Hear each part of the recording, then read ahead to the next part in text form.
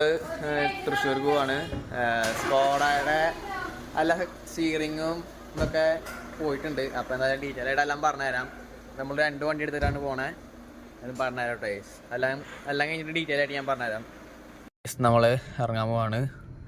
Skoda ഇറങ്ങിയിട്ടുണ്ട്. എല്ലാവർക്കും ഒരുമിച്ച് ഇറങ്ങാം. അതിന് ഹാൻഡ് ബ്രേക്കും കാര്യങ്ങളൊന്നും ഇല്ല കേട്ടോ കേസ്. സീനാണ്. എന്തായാലും ഇറങ്ങാം കേസ്. അപ്പോൾ ഡീറ്റെയിൽ ആയിട്ട് എല്ലാം പറഞ്ഞുതരാം. ബൈ.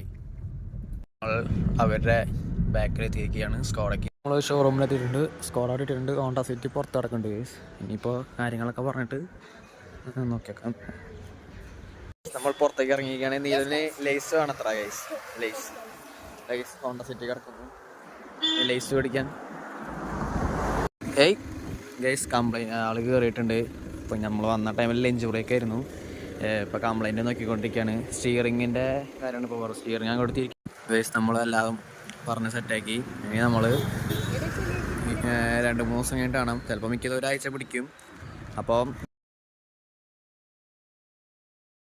ഗൈസ് നമ്മൾ സ്കോഡ് എടുക്കുമ്പോൾ ഷട്ടർ സ്റ്റാൻഡിലേക്ക് വേണം ഗൈസ്. മുമ്പോട്ടേക്ക് പോകണം. അപ്പം ഇനി ബസ്സിൽ കയറിയിട്ട് കാണാം.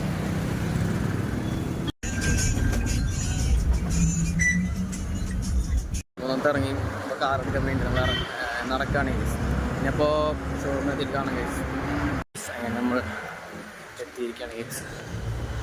ഓഫീസിൽ പറഞ്ഞിട്ട് ഓക്കെ അടിക്കാം ഗൈസ്. അങ്ങനെ എല്ലാം കഴിഞ്ഞു ഗൈസ്. വണ്ടി നമ്മൾ എടുക്കാൻ പോകും. അങ്ങനെ നമ്മൾ ഷോറൂമിൽ നിന്ന് വണ്ടി എടുത്തു. നമ്മൾ പോയിക്കൊണ്ടിരിക്കുന്നു. യോ ഗൈസ്, കാർ എടുക്കാൻ വന്നതാണ് ഗൈസ്. അവിടെ അത്താണി പൊളിച്ചിട്ട് എന്താ റോഡ് പണി ആയിരുന്നു. ബ്ലോക്കിൽ കിടക്കുകയാണ് ഗൈസ്. ഇപ്പോൾ നമ്മൾ മറ്റേ അയ്യോ ഗൈസ് സ്ഥലം മറന്നു പോയത്. പാർലിക്കാട് കയറ്റുണ്ട്. അതുകൂടിയാണ് വടക്കാഞ്ചേരിക്ക് പോകുന്നത്. കുറേ നേരമായി ഗൈസ് കിടക്കാൻ തുടങ്ങിയിട്ട്. അപ്പോൾ ഗൈസ് നമ്മളിങ്ങനെ സ്കോഡ വീട്ടിലെത്തിച്ചു. അങ്ങനെ പണികളൊക്കെ കഴിഞ്ഞു. എന്തിട്ടായിരുന്നു പണിയെന്ന് വെച്ച് കഴിഞ്ഞാൽ അത് ഞാൻ തിരിച്ചിട്ട് കണ്ടുതരാം. പണി എന്ന് പറയുന്നത് സ്റ്റിയറിങ് ആയിരുന്നു.